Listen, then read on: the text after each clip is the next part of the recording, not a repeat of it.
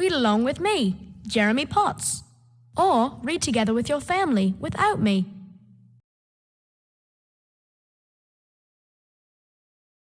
Chitty, chitty, bang, bang.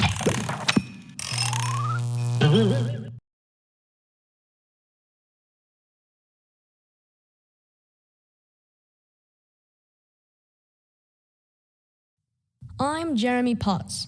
My sister Jemima and I loved to play in the wreck of a champion race car here at Mr. Coggin's garage. Hang on, I'd yell, turning the wheel. One day, Mr. Coggins got an offer to sell the old race car for scrap metal. We raced home to tell Daddy. Our father is Coradicus Potts, the great inventor. When we arrived, he was just trying out his latest breakthrough, rocket skis. Stand back! Keep clear! Daddy called.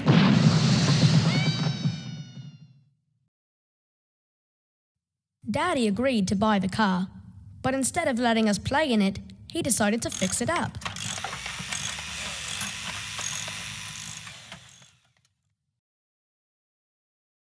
After days inside his workshop, Daddy finally wheeled the car out, bright and shiny and better than new. What do you think of it? It's the most beautiful thing I've ever seen in my life, Jemima said. It's wonderful, I agreed. We piled into our new car and set off on a picnic. What a funny noise it's making, I remarked. It's talking to us. All engines talk, Daddy assured us. What's it saying? It's saying, chitty, chitty, chitty, bang, bang. Chapter 2, A Truly Scrumptious Picnic. On our way, we ran into Truly Scrumptious, the lovely lady who lives down the road. Well, we almost ran into her. Truly came along with us to the seaside, and we were all having a wonderful time. But then... A boat! I can see a boat, I called. That's when Daddy told us. That is the pirate ship of the notorious Baron Bombast, ruler of Bulgaria. He has sailed all the way to England because he has heard tell of a fabulous motor car built by the brilliant inventor, Coradicus Potts. We could see the Baron aboard his boat, and he was in a foul temper. "Load the cannon! I want that car!"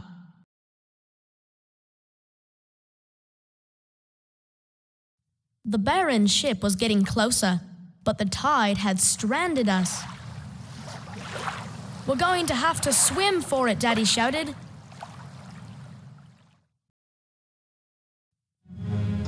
Just then, Chitty began making the most peculiar noises and transformed herself into a motorboat. Off we sped across the waves with the Baron in hot pursuit. Good old Chitty Chitty Bang Bang outraced those nasty pirates, and then turned back into a car and drove up onto shore.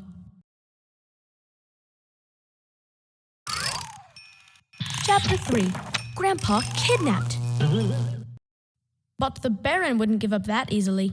If he couldn't steal the car, he would steal the inventor. The Baron's henchmen came to our house to kidnap Daddy, but they captured our grandpa by mistake. "What's going on? I'm flying!" poor Grandpa exclaimed. "Grandpa, come back! What do you think you're doing?" Daddy called. And now it was our turn to give chase. We followed the airship for miles across the countryside until Chitty Chitty Bang Bang sped over the cliff. Down, down, down we fell until Chitty sprouted wings and propellers and changed herself into an airplane. We soared over the cliffs, over the ocean, through the clouds, off to Bulgaria to rescue Grandpa.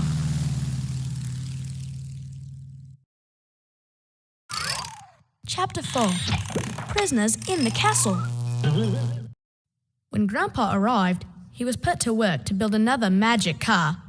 "If you fail, I will stuff your heart with sauerkraut and feed you to the ducks," blustered the Baron. "You have 24 hours. With cannons firing all around, we made a perfect 4-point landing outside the village and set off for the castle.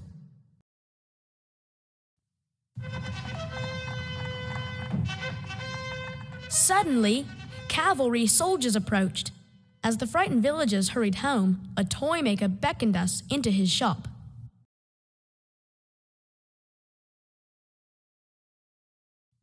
We'd be safe here while Father and the toy maker searched for Grandpa. But Jemima and I were starving. We hadn't eaten for hours. Truly went to find food, but warned us to stay inside the shop. And we did, until a peddler selling sweets came by. Cherry pie, cream puffs, ice cream, treacle tart, he called. Jemima and I felt the rumble of our empty tummies. "Come on," I said. One little snack before lunch couldn't hurt, I thought. So we hurried into the street to find the peddler. "Come along, my little mice. What will it be? Ice cream? Chocolate? Step inside." But it was a trap. There were no sweets at all. We were locked inside the cart and taken off to the castle.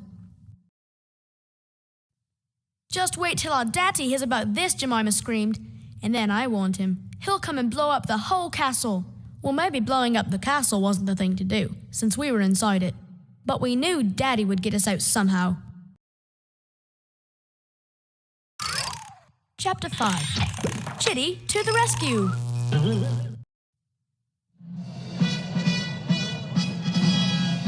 The next day was the Baron's birthday, and the toy maker arrived with wonderful gifts. "What have you made me for my birthday, eh?" asked the Baron.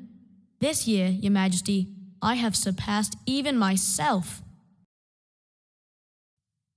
Soldiers carried in 2 enormous boxes, each containing a life-size doll. First, the toy maker wound up a ballerina who danced and sang.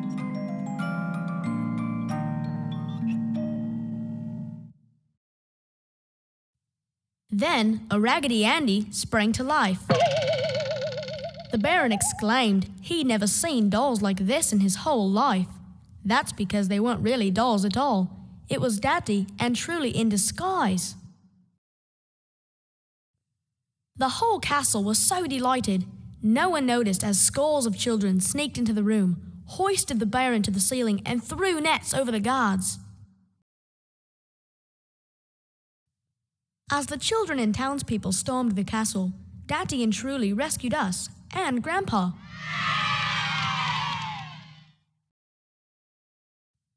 We climbed into Chitty Chitty Bang Bang and took off back to England.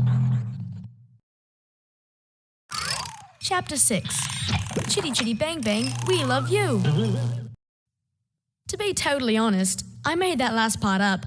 Okay, I made all of it up. But you must admit, it was a grand adventure.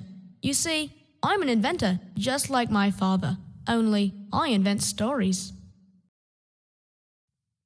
I can tell you that our real-life tale had a happy ending too. One of Daddy's inventions, Toot Sweet Whistle candies, became a huge sensation. Truly and Daddy were married.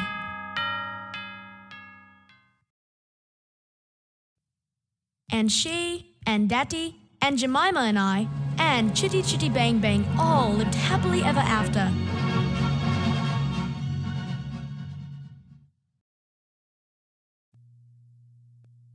Read along with me, Jeremy Potts. Or read together with your family without me,